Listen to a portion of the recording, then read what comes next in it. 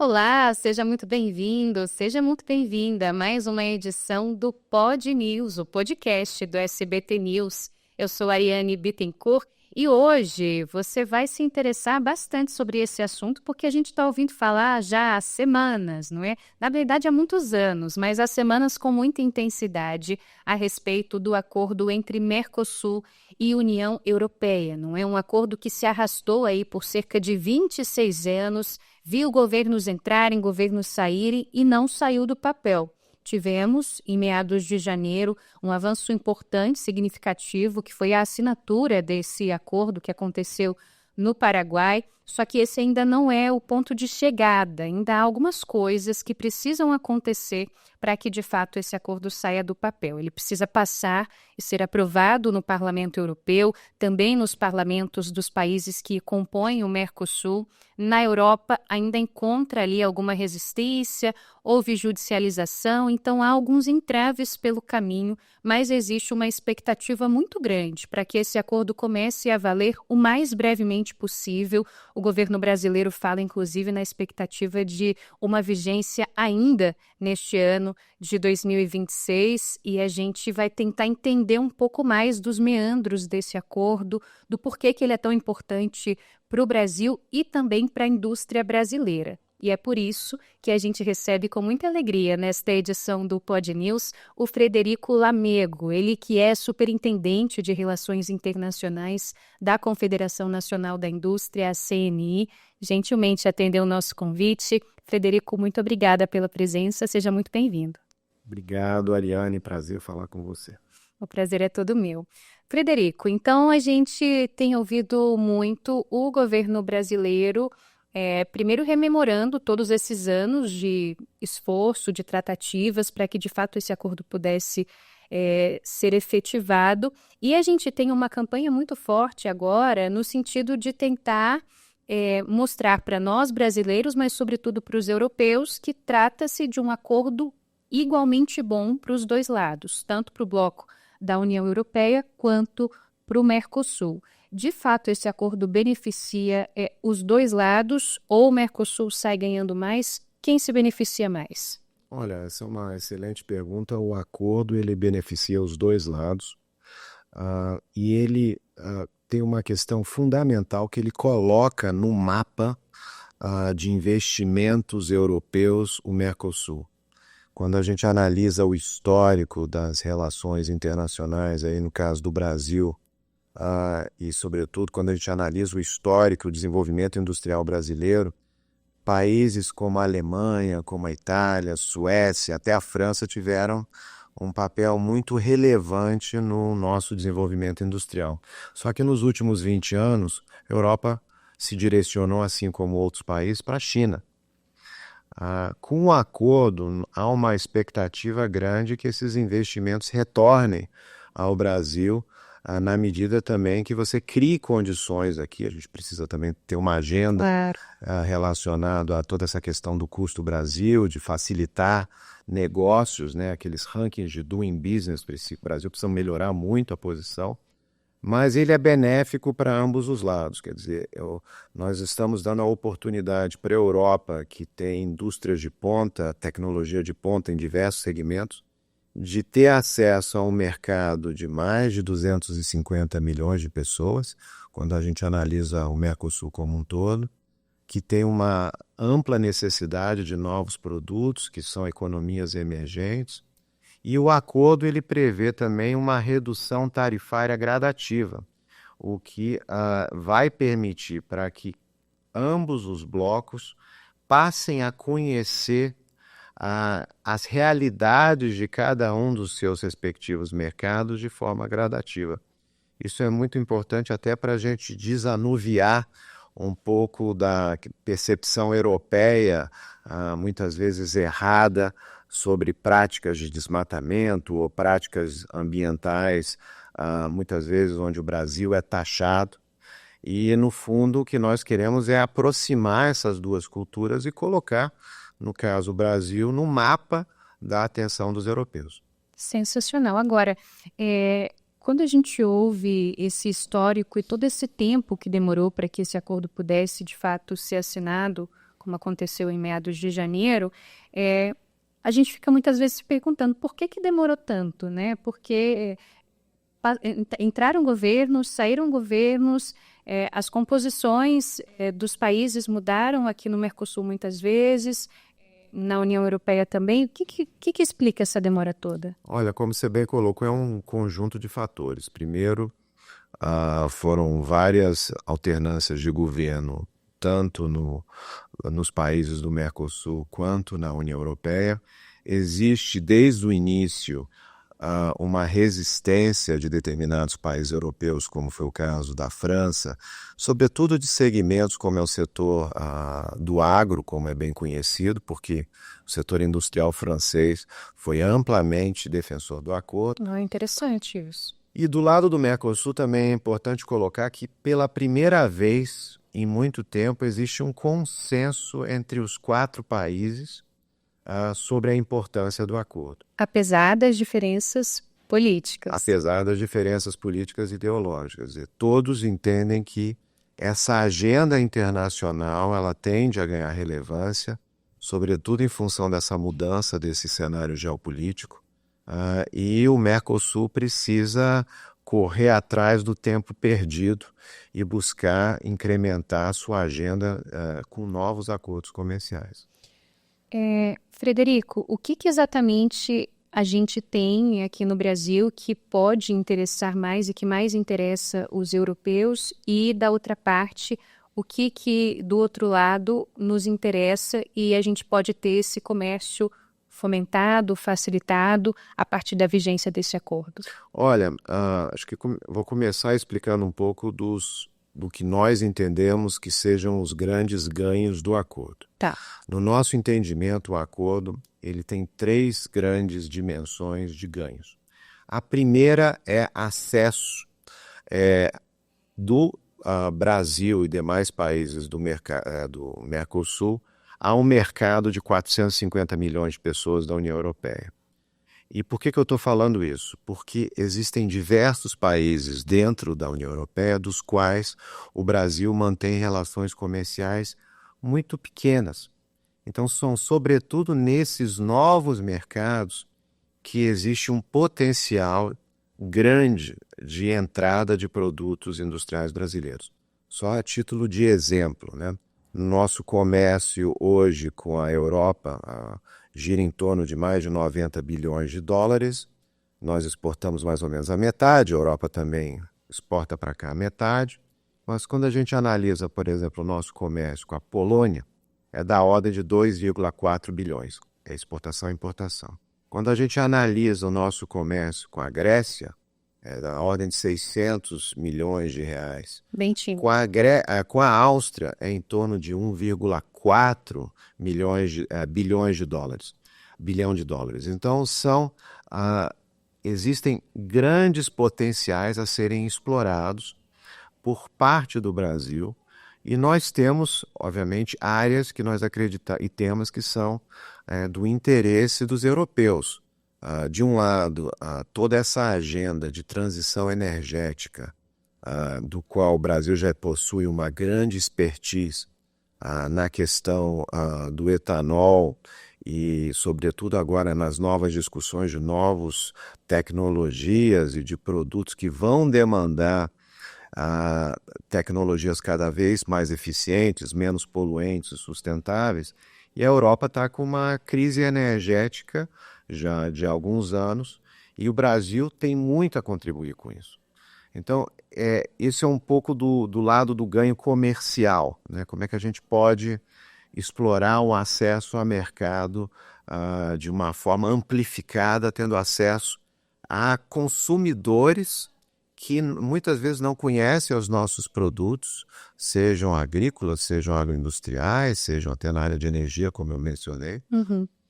E isso é um trabalho que, para dar certo, obviamente, nós vamos precisar ter uma agenda forte de promoção comercial, forte também de preparar as nossas empresas para que elas sejam internacionalizadas, e aqui eu não estou falando apenas das grandes, mas médias e pequenas, Então, esse é um dos grandes ganhos do que o acordo coloca. O segundo, como eu mencionei anteriormente, é sobre a perspectiva de investimentos. Atrair investimentos da Europa para o Brasil e para os países do Mercosul.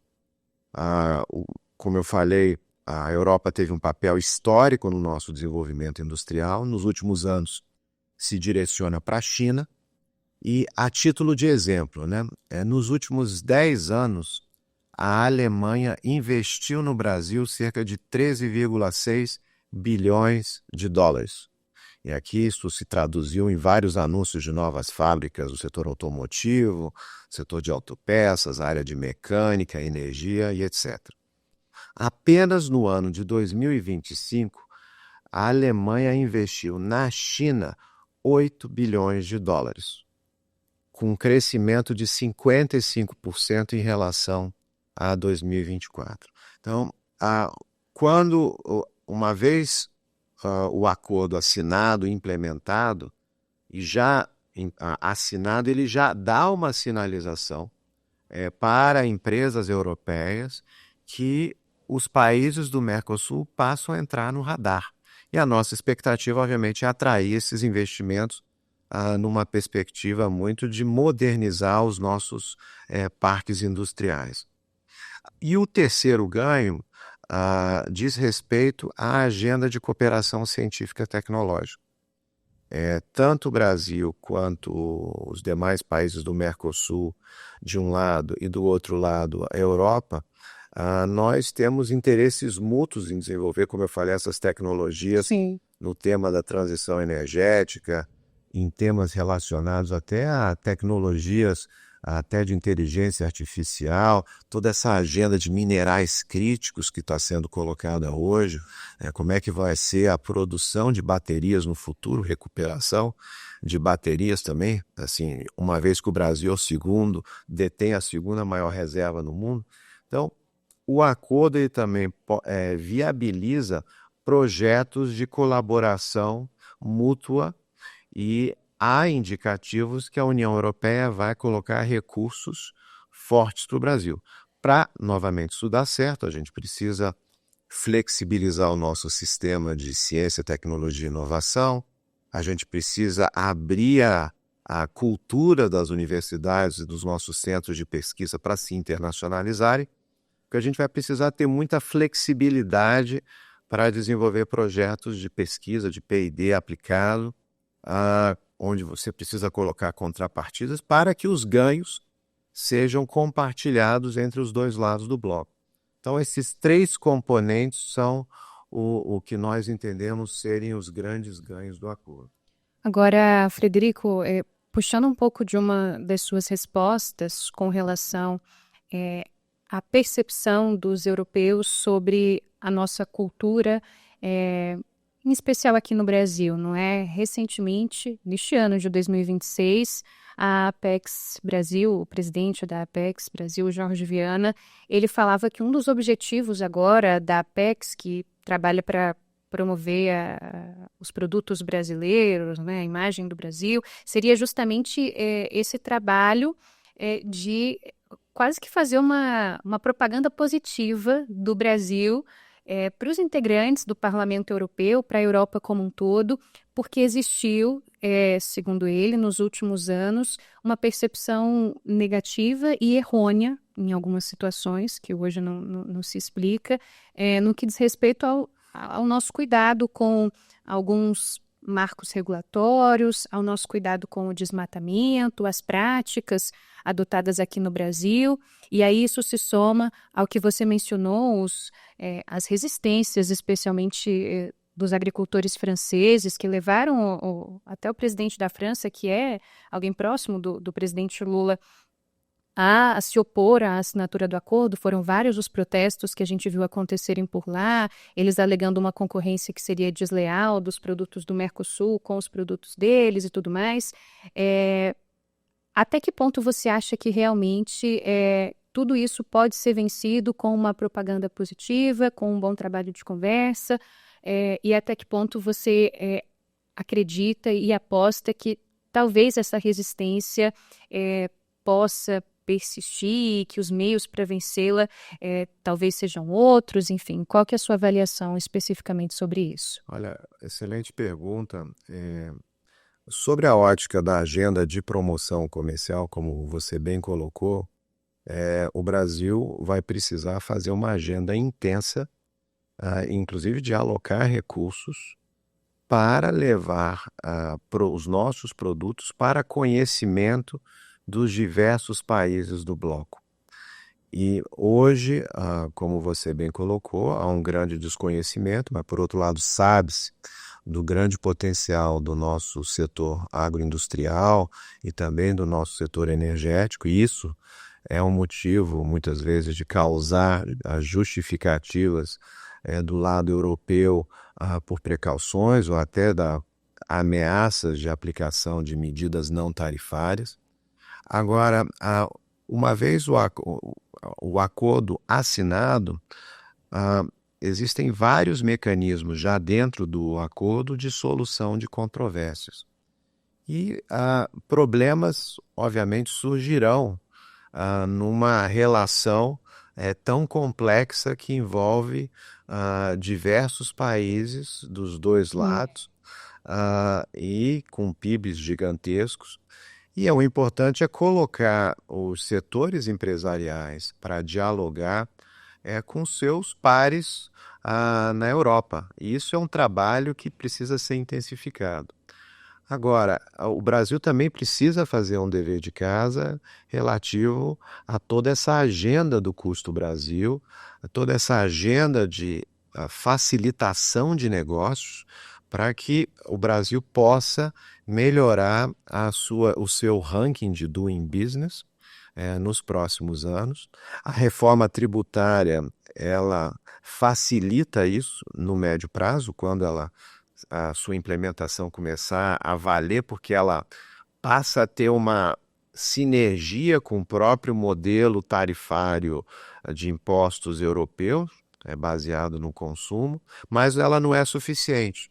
E se o Brasil, como os demais países do Mercosul, não fizerem essa agenda de redução de todas essas questões que impactam o nosso custo Brasil, nós corremos o risco, a gente fala das ameaças para os europeus, mas nós corremos o risco também de não captar os benefícios do acordo e muitas vezes perder até os setores industriais que vão buscar ter suas operações em outras partes do mundo. Então, os desafios, eles são para os dois blocos, né? E, obviamente, que nós vamos precisar fazer uma agenda muito forte de promoção comercial lá e, como eu falei, uma agenda no Brasil de preparar o maior número de empresas brasileiras para se internacionalizarem, seja começando a exportar, seja para abrindo pontos de distribuição na Europa, seja para conhecer esses diversos países dos quais nós temos pouca relação comercial.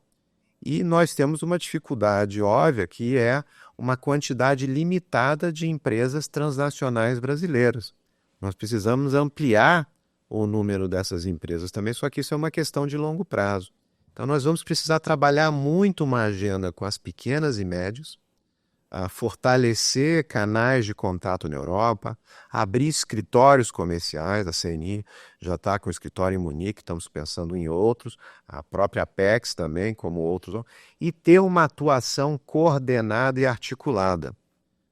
Existem hoje, como você bem sabe, diversas agências de desenvolvimento estaduais, que muitas vezes muito competentes, e vai ser importante ter algum tipo de coordenação articulada para que não haja uma disputa de mercado desnecessária e que a gente oportunize vantagens comparativas que o Brasil tem em determinados setores para que elas se tornem vantagens competitivas e sobretudo, que se transformem em negócios para os nossos setores, de ambos os lados. Essa é um pouco da perspectiva que nós entendemos. E como em qualquer relação, né, você precisa construir confiança. É. E para funcionar, quer dizer, os dois lados vão precisar também interagir muito, seja no nível governamental, como no nível privado. Sensacional. Olha, o papo tá bom, né? A gente vai para um rapidíssimo intervalo. Você só estica as pernas aí, dá uma respirada. A gente volta já com muito mais para você aqui no Pod News. Então não muda de canal, o intervalo é bem rapidinho.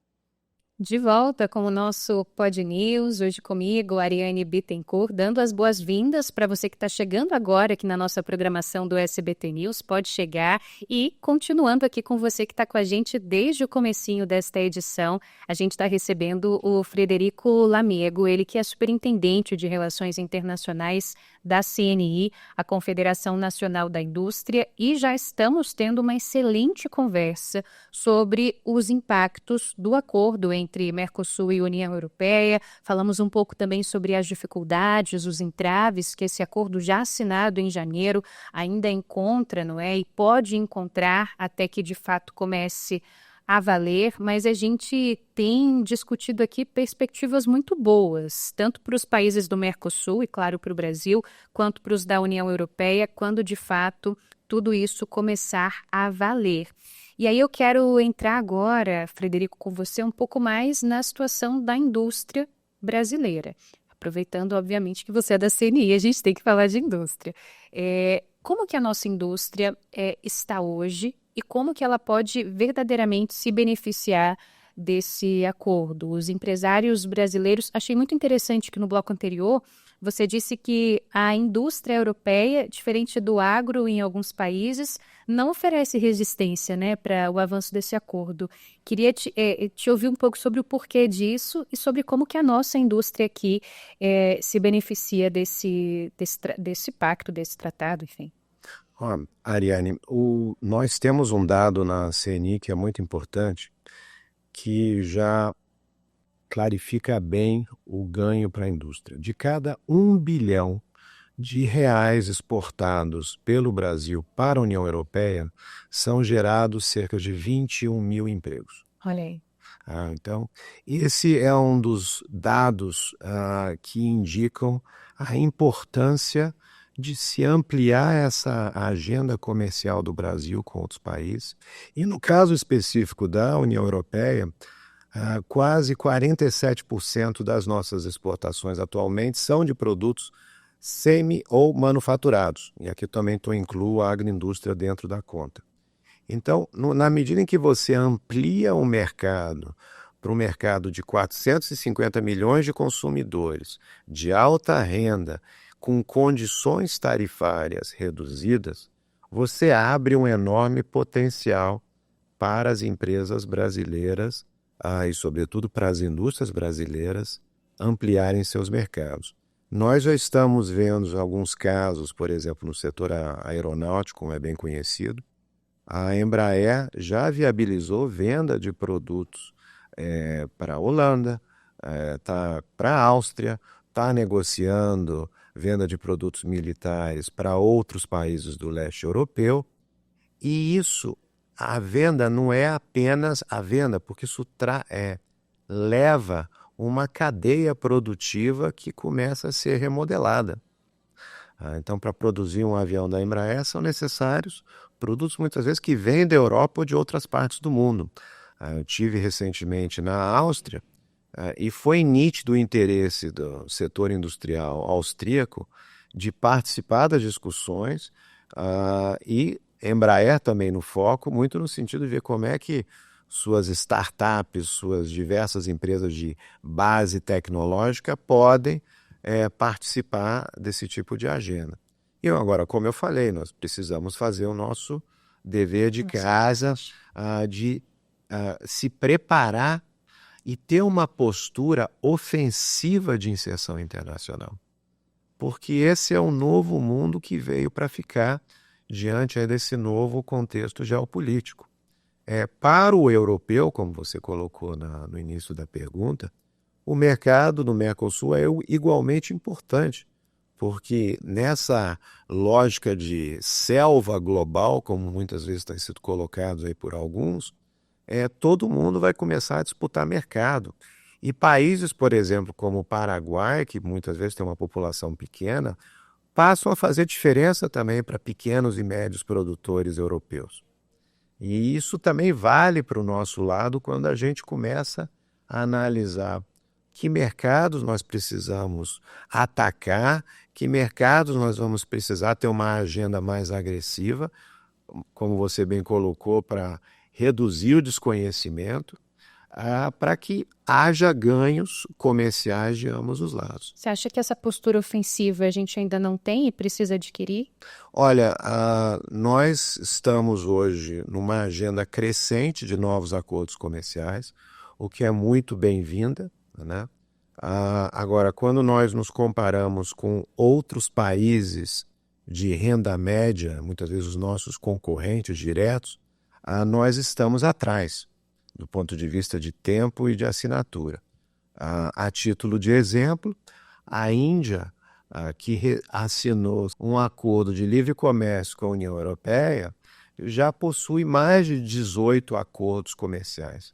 Possui, inclusive, acordos com o Japão, dos quais o Brasil luta há mais de 20 anos para estabelecer um acordo de cooperação econômica, não é nem um acordo amplo de livre comércio.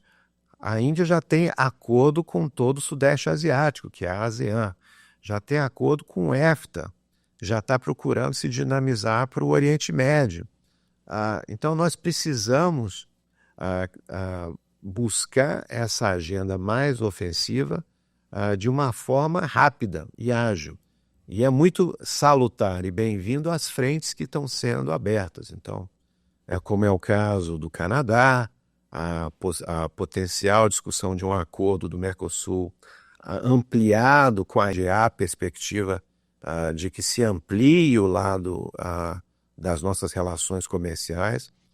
Nós estamos com a expectativa de levar mais de 300 empresas brasileiras para a Índia, porque a Índia é um dos mercados do futuro. Agora, a União Europeia já tem um acordo, né? E que não teve os mesmos entraves com o Brasil. Por outro lado, também, os benefícios para os europeus são reduzidos até porque as taxas de importação na Índia eram muito mais altas. Mas, se, novamente, nós não tivermos uma agenda paralela de inserção internacional mais agressiva, sobretudo aí nesse novo contexto geopolítico, nós corremos o risco de ficar para trás.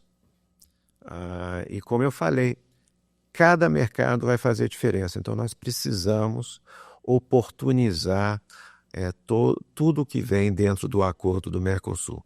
E para isso precisamos acelerar a sua implementação. Pois é, então se a gente se perder de alguma forma, lembrando que este é um ano diferente, porque é um ano eleitoral, e lembrando que a gente falou no primeiro bloco aqui que esse acordo precisa passar, no caso do Brasil, pelo Congresso Nacional, mas a gente sabe que a configuração da coisa ali no Congresso, quando é ano eleitoral, acaba sendo diferente, o ano fica mais curto, não é? Tem campanha para começar, se é que já não começou em alguns casos. Mas o que você está querendo dizer, então, é que se a gente deixar o bonde passar, por exemplo, considerando esse acordo entre a Índia e a União Europeia, a gente pode perder mercado. Eles passam na nossa frente e a gente perde oportunidades que seriam abertas com o nosso acordo. Com certeza. E aqui nós estamos falando também, por exemplo, de questões relacionadas a compras governamentais. Então, por exemplo, citando novamente a Embraer está com grande interesse de ampliar sua atuação no mercado indiano. Por outro lado, agora, com o acordo comercial, é bem possível que o seu concorrente europeu tenha condições diferenciadas de competição ou de acesso ao mercado. Saberemos com o tempo. Então, o que é importante é abrir diversas frentes de comércio. E por que isso? Porque se o Brasil consegue também abrir um leque variado de frentes de acordos comerciais com diversos parceiros, o nosso poder de negociação, sobretudo o nosso poder de barganha, ele passa a se dar em condições melhores. Claro. Isso é muito importante, sobretudo para que a gente consiga também defender os nossos interesses econômico-comerciais, aqui também falando dos interesses da indústria, que não haja uma competição desleal, mas que é importante que esses acordos avancem para possibilitar uma melhor capacidade de negociação do Brasil e dos países do Mercosul para garantir os nossos interesses e ter os benefícios desses acordos assegurados no médio prazo. Frederico, a gente falou, você falou especialmente da Embraer, que a gente sabe que é uma gigante aqui no Brasil e que leva o nome do Brasil para vários cantos do mundo pela sua excelência, não é, no que faz. Mas eu queria entender um pouco, a gente falou sobre imagem, né, até uma tentativa ali de rebranding, né, por parte do governo brasileiro, para que os europeus tenham uma outra imagem, especialmente ali da gente, quando diz respeito a desmatamento, enfim, outras questões assim sensíveis da prática da coisa. Mas qual que é a imagem hoje da indústria brasileira para os outros países? Eles olham para o Brasil como um país que tem uma indústria forte, e aí, para além da União Europeia, né, para o mundo mesmo, ou eles veem potencial, mas talvez um potencial pouco explorado, há também esse desconhecimento. Como que os outros países, em regra, hoje, veem a nossa indústria? Olha, o Brasil sofreu um processo de desindustrialização acelerado desde o início da década de 80. Isso, obviamente, reduziu o peso da indústria no PIB. Por outro lado, nós temos setores industriais ainda pujantes e com capacidade de internacionalização e de abrir frentes de mercado, não só no setor de aviação, mas aqui no setor agroindustrial, no próprio setor de máquinas e equipamentos, que nós temos diversas empresas.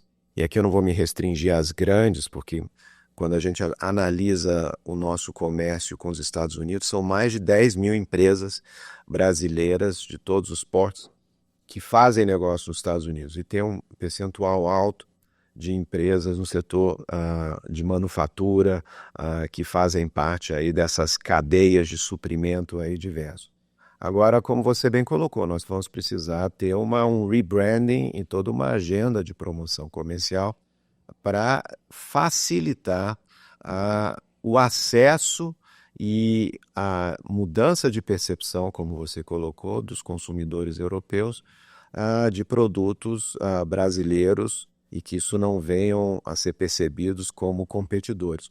Nós estamos vendo já na agenda da CNI, nós realizamos diversos encontros empresariais com as entidades homólogas da CNI em várias partes do mundo, e nós temos verificado nos últimos 2 anos também uma participação crescente de empresas brasileiras de diversos setores que estão participando das nossas missões para estabelecer contatos com ou parceiros distribuidores nos países dos quais nós estamos fazendo esse tipo de agenda. A título de exemplo, por exemplo, nós estamos hoje com uma agenda crescente com a Suécia, que já não é mais apenas em função da aquisição de aeronaves de aviação, mas a Suécia se posiciona hoje como um hub de exportação para outros países. Já existem empresas de outros setores, como o próprio setor de energia, mineração, que está com muito interesse de atuar ou entrar na Europa via Suécia, olhando também outros mercados. E isso é um pouco da dinâmica que está aparecendo. Agora nós, quem sabe, vamos precisar inclusive criar uma marca Brasil mais ampla, né? Quando a gente olha a Itália tem aquela marca Made in Italy, né? Que é um atestado de excelência, de produtos de alta qualidade, e se tornou uma referência, né? Até no lado ruim também, do lado da pirataria, tá? Mas isso é um branding que muitas vezes a gente vai precisar trabalhar na medida em que o Brasil amplie a sua agenda de inserção internacional. Muito bem. E agora é hora de mais um rapidíssimo intervalo. Na volta a gente fala sobre outros assuntos também, porque todas essas tensões geopolíticas que a gente tem acompanhado podem beneficiar o Brasil, o nosso comércio, nossa indústria, de maneiras distintas. A gente também amplia um pouco mais essa conversa com o Frederico depois do break. É bem rapidinho.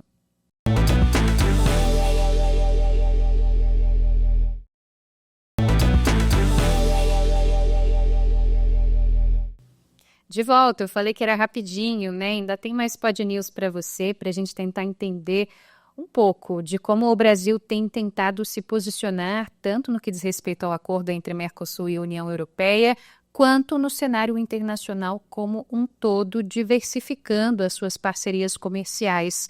Vamos lembrar que quando tivemos aí o anúncio, a efetivação das tarifas, não é, impostas pela Casa Branca ao Brasil, começou-se uma corrida bem intensa em busca de outros mercados. E aí eu queria falar um pouco contigo sobre isso também, Frederico, porque a gente sabe que esse é um esforço que já acontece, mas especialmente depois do tarifácio, com o receio dos impactos reais disso na nossa economia, nos nossos mercados, a gente percebeu um trabalho muito intenso ali, encabeçado do lado do governo, principalmente pelo vice-presidente Geraldo Alckmin, que recebeu um monte de gente e encabeçou ali várias conversas. Vocês avaliam na CNI que esse esforço de diversificação rendeu frutos satisfatórios? A gente falou um pouco sobre parcerias ainda pouco exploradas com alguns países da Europa nessa conversa que a gente está tendo, mas estamos num bom caminho. O que conseguimos até aqui de expansão dessas parcerias é satisfatório, mas ainda é insuficiente. Como que vocês avaliam o que a gente obteve a partir dessa crise grande que se instalou aí quando essas tarifas norte-americanas começaram a valer realmente sobre os nossos produtos? Olha, essa é uma excelente pergunta, Ariane. E primeiro eu gostaria de falar um pouco do tarifaço, né? Claro. Foi feito um grande avanço já de redução das tarifas que são aplicadas para o Brasil, mas o setor industrial brasileiro continua sendo prejudicado enquanto não houver uma solução mais definitiva sobre um acordo com o governo americano. E nós avaliamos que foi muito salutar a proposta de ida do presidente da República a Washington, e onde nós esperamos, do lado da CNI, que seja feita um acordo, algum tipo de discussão para reduzir o impacto no setor industrial brasileiro, sobretudo já que as reduções anteriores realizadas beneficiaram, sobretudo, os segmentos do agro. Também teve uma questão do aço, que reduziu um pouco, madeira, mas o setor industrial continua sendo prejudicado. E aqui eu falo do setor de máquinas e equipamentos, eu falo do setor de couro e calçados, o próprio setor de madeira e ainda outros pequenos produtores aí agroindustriais, açúcar orgânico, minérios. Nós precisamos ter um encaminhamento dessa solução, porque o mercado americano ele é muito importante para o Brasil e ele é muito importante para a indústria. Nós da CNI realizamos uma agenda ampla de mobilização empresarial no ano passado para mostrar ao governo americano a posição da indústria, e muito no sentido de facilitar o diálogo entre os governos, e isso de fato aconteceu. Acho que foi um esforço casado, concertado, ampliado de diversos setores, empresas brasileiras que buscaram criar uma agenda de influência nos Estados Unidos para que mudasse a percepção e que a gente pudesse chegar a um consenso. Agora essa questão ainda não foi resolvida. E mesmo em setores estratégicos, como é o próprio caso da Embraer, a Embraer, que tem operação nos Estados Unidos, tem fábrica nos Estados Unidos, a Embraer está sendo taxada com 10%. Ela teve a redução, mas continua com 10%.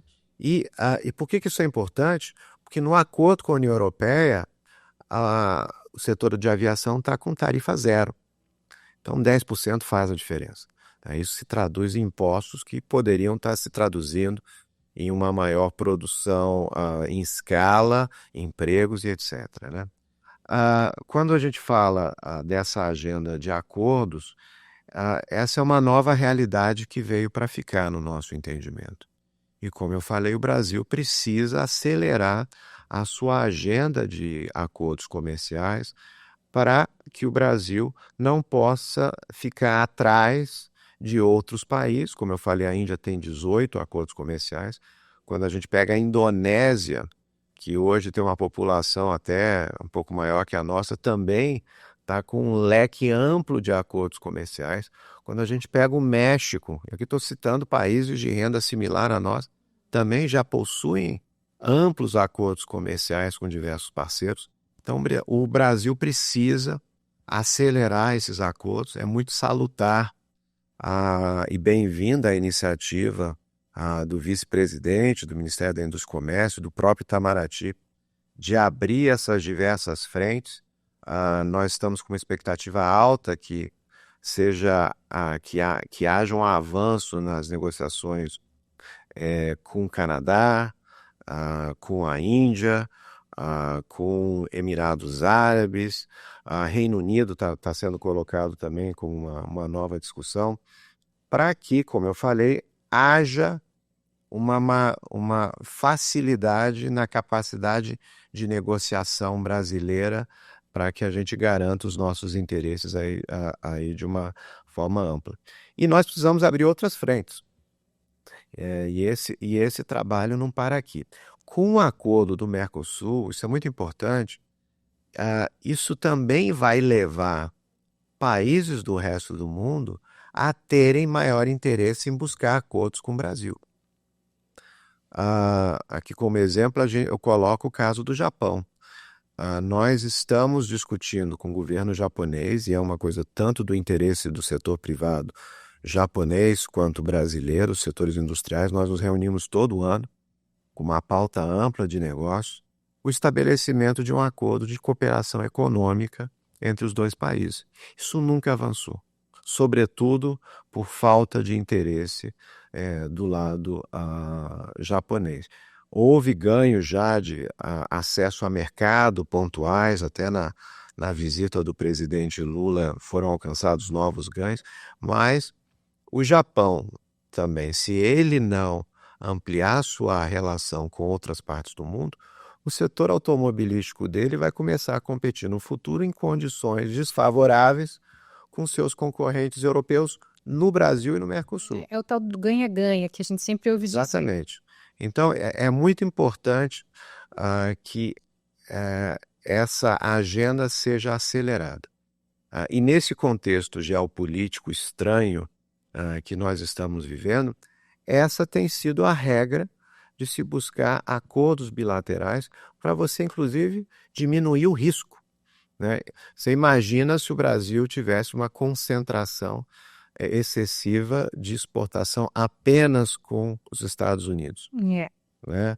O impacto que isso ia trazer do ponto de vista de produção, do ponto de vista de capacidade produtiva, manutenção de empregos, tributação e etc. aqui no Brasil. Então é importante ampliar esse leque. Frederico, pegando esse gancho dos Estados Unidos, né, e desse cenário global desafiador, para dizer o mínimo, que a gente tem visto posto agora, todas essas tensões geopolíticas provocadas pelos Estados Unidos, não é, que tem com o governo de Donald Trump uma visão muito unilateralista, por vezes personalista das coisas também. A gente ouve questões com a Groenlândia, temos aqui mais perto de nós a Venezuela, mas essas tensões e essa rivalização muitas vezes com a Europa, tudo isso que a gente tem visto pode nos beneficiar de alguma forma? Isso pode ser um ativo para que o Brasil diga, olha, eu estou aqui, eu não tenho problema com ninguém, eu tenho um cenário super favorável e atrativo, eu posso ser a solução para esse problema. Vocês não precisam rivalizar tanto, mas lembrem que a gente está aqui. Isso pode nos ajudar de alguma forma, você acha? O Brasil já tem um histórico de relações pacíficas e de boas relações com todo o resto do mundo, né? E o fato do governo Trump ter acenado com uma melhoria das relações comerciais com o Brasil no segundo semestre do ano passado, já mais para o meio do segundo semestre, em função do primeiro encontro dos dois presidentes, isso já é um facilitador de portas. Agora, o Brasil precisa também tirar vantagem desse cenário, né? Nós temos uma agenda que é de amplo interesse, tanto dos Estados Unidos, tanto da China, tanto da Europa, que é exatamente essa agenda de transição energética e essa agenda de minerais críticos. Nós temos uma vantagem comparativa no Brasil até para receber data centers que exigem ampla quantidade de energia, e a gente tem energia sustentável em grande monta. Então isso é muito importante que o Brasil comece a repensar a sua estratégia de inserção internacional. E usando esse gancho do não conflito, do não quero território de ninguém, não quero me envolver em crise com você, eu quero resolver. Essa questão ou essa postura pode nos ajudar comercialmente. Com certeza. Eu acho que o Brasil tem pela nossa próprio histórico de capacidade de negociação, pela nossa capacidade diplomática hoje estabelecida aí de longa data no Brasil. O Brasil tem esse histórico de vantagem. Agora, para que isso se traduza no mundo real, precisa se criar uma agenda ampla de acordos comerciais e de inserção internacional. E essas agendas precisam estar mais casadas, como você bem colocou. Quer dizer, a gente precisa... Vamos abrir uma agenda com a União Europeia. Qual vai ser a nossa agenda de promoção comercial para a União Europeia? Como nós vamos fazer um esforço de ampliar o número de empresas transnacionais brasileiras? Como nós vamos fazer um esforço de preparar pequenas e médias empresas a se internacionalizarem com escala, para que, de fato, todo esse soft power que o Brasil hoje detém, esse ativo político, seja traduzido, de fato, em ganhos. O que nós entendemos é que o acordo da União Europeia, ele abre uma janela de oportunidade para o Brasil muito grande. Seja pelos benefícios do acordo, como eu falei, no ponto de vista de acesso a mercado, seja do ponto de vista de atração de investimentos e também na agenda de cooperação científica tecnológica. Agora ele tem os impactos de spin-off, quer dizer, os impactos indiretos, que é exatamente levar outros países a procurar estabelecerem acordos com o Brasil, ele repensar também até o nosso modelo cultural, empresarial de que nós precisamos se preparar para a internacionalização. Então, nós vemos isso com muitos bons olhos. O que nós não podemos é perder essa janela de oportunidade. E como eu falei, isso também está associado com a agenda de custo Brasil, com toda essa questão também de uma taxa de juros de mais de 15%, que isso inviabiliza qualquer negócio aqui no Brasil. Isso vai ter que ser tratado como uma questão recorrente e de forma crescente pelos governos que vierem nos próximos anos. Tá aí. Esse foi Frederico Lamego, ele que é superintendente de Relações Internacionais da CNI, a Confederação Nacional da Indústria. Papo interessantíssimo, não é? Que amplia, ultrapassa aí o que a gente tinha delimitado de acordo Mercosul-União Europeia, porque está tudo ligado e é tudo muito mais amplo, né? E muitas vezes para a gente entender os entraves de uma coisa, a gente tem que entender o cenário por trás disso, pano de fundo, não é? E essa conversa certamente nos ajuda a ter essa percepção. Frederico, muito obrigada pela gentileza da entrevista, pelo tempo. Voltem sempre aqui ao Pod News. Obrigado, Arete. Obrigada a você também, viu, que nos acompanhou em mais esta edição do Pod News, também pela sua companhia, pela sua paciência. Te desejo um excelente resto de dia. A gente se encontra na próxima edição, hein? Até mais. SBT News, o fato como ele é.